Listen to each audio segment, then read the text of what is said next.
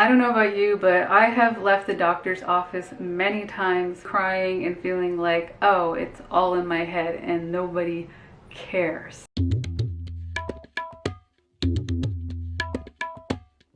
If you're new to my channel and you don't know me and my story, my name is Janine and I'm 43 years young. I was diagnosed with Hashimoto's at the age of 31, 32. After years of complaining to doctors that there's something wrong with me and not being listened to, until I got so bad that I was sleeping 15 hours a day and I had to stop working. Today I want to just share with you some of the things I learned over the years on dealing with doctors, and hopefully some of the stuff maybe will help you with your doctor visits.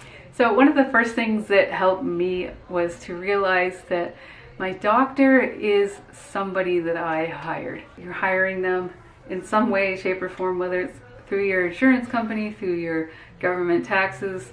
Because of you sitting there, they are being paid to do their job. And with that, I also started thinking about what kind of hurdles and barriers that doctor might have that makes their job a little more difficult.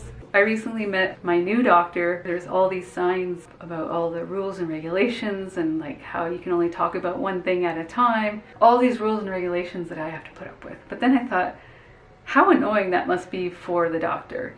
So I started thinking about it from the doctor's point of view, and then when he came in and we introduced ourselves, I mentioned something about that, and I said, you know, this must be really frustrating, not only for the patient, but for you, because you have all these barriers that get in the way when you want to take care of your patient. And I could see right away that that just changes demeanor. I need some water. So try to get into your doctor's head, get into their shoes, and really show your appreciation for them. Another thing that really helps is to make notes on what you want to talk about, and depending on where you live, like where I live, you're only allowed to discuss one thing and then you got to come back for another appointment. But if your doctor allows you to talk about a few things, just regardless if it's one thing or a few things, make notes on key points that you really need to get across. One thing I sometimes come across is some doctors seem to have a big ego. So just think of it as a two-way street. I know some doctors may be a little more difficult to deal with, but if you take the other step and try to empathize with them and get in their head, that could really go a long way to opening up the dialogue with them and having conversation. Because really, your doctor's appointment should be a conversation. They should allow you to ask questions, and that's another thing, is if you do want to Google Doc. If you want to Google different illnesses and try to figure out and self-diagnose, which is something that I've pretty much done my whole life.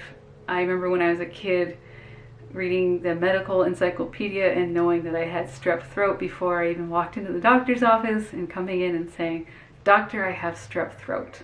And then he'd go through all the stuff, do the test, and say, "You have strep throat." So that's just something I've always done. But just keep in mind, if you're going to be searching on Google, just know you can go down a deep hole of despair, especially if you read forums, and it can get you really scared. So please just use it wisely.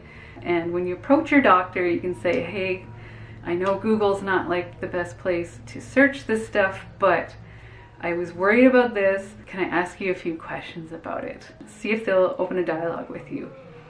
Another good thing is, say you're specifically wanting a diagnosis, you've done extensive research, you are pretty sure that you have Hashimoto's or lupus or something a little more complicated. What you can do is find out all the blood tests that is recommended for that condition and ask your doctor if you can get those tests. Your doctor might say, well, let's start off with this. You might be frustrated because you're just like, no, I want all these tests. You can negotiate. If your doctor wouldn't take very kindly to you listing off a bunch of tests that you want, you could say, I'm really worried about fill in the blank condition, and I want to know what you know about this and what tests could I get to rule that out, because it's really stressing me out and I'd like to just get this out of my head and just not have to worry about it anymore. I feel like my worst doctor experiences have happened when I went in feeling really vulnerable and broken, and just almost like I'm looking at the doctor like a god, like, please fix me. and just not knowing how to communicate with them, coming in like a whiny baby. And I get it, if you're not feeling good, it's hard. And if you're in the midst of feeling your worst, you don't know what's going on, you don't know why you're feeling this way, and it's really hard for you to think, I highly recommend if you can bring a friend or family member with you with your notes that can advocate for you. Because a lot of times, like I remember when I was really sick, I would forget a lot of things. At the end of the day, you are an advocate for yourself, and don't be afraid to ask questions. Don't be afraid to push a little bit for what you're wanting. And you know, I don't want anybody to come out of the doctor's office crying and feeling like they got nowhere with their doctor. I can hear my mom's dog in the background. I realize sometimes some doctors just aren't going to listen to you. You might not have a good dynamic between you and your doctor, and there's just no hope. In that case, I would highly recommend trying to find another doctor. It can also be very helpful for your doctor for you to bring a list of your medications and their dosages, or you can actually bring them physically with you. And it might be helpful too to bring in any supplements that you're taking and herbs and stuff like that. And if you have a lot and you don't want to bring it with you, you can just take pictures of it with your smartphone. Most of us have these nowadays. And lastly, before leaving your appointment, it's a good idea to ask your doctor for a quick recap on what you guys discussed. And this would be a good time for you to take out your pen and paper and take some quick notes. Anyway, I'm curious what your experiences have been with doctors, good or bad. Let's get the conversation going down below, and I'll see you in the next video. I hope you enjoyed this. If it was helpful, give it a thumbs up and subscribe for more content like this. Okay, bye everyone.